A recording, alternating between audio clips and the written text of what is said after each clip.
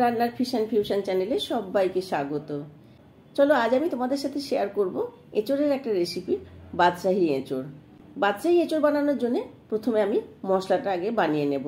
প্রথমে কড়াইতে অল্প তেল দিয়ে তাতে গোটা জিরে আর গোটা গরম মশলা ফোড়ন দিলাম। এরপর একটা বড় সাইজের পেঁয়াজ, 1 ইঞ্চি মতো আদা, 8-10 কোয়া রসুন আর কয়েকটা লঙ্কা টুকরো করে আমি ভালো করে ভেজে নিলাম। লবণ দিলাম যাতে তাড়াতাড়ি নরম হয়ে যায়। তারপর 8-10টা কাজু বাদাম আর 1 মুঠো মাখানা দিলাম। আবার কিছুক্ষণ ভেজে 1 কাপ মতো জল দিলাম। 5 মিনিট ঢাকা দিয়ে আমি সিদ্ধ হতে দিলাম।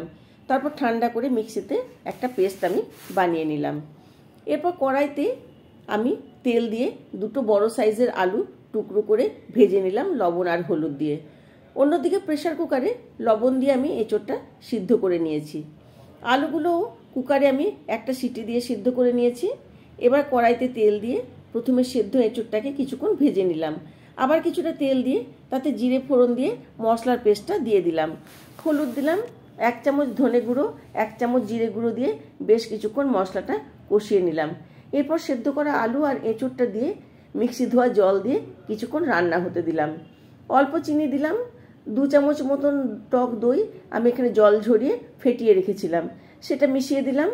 গ্যাস অফ করে স্ট্যান্ডিং টাইমে রেখে সার্ভ করলাম বাদশাহী এঁচোড়।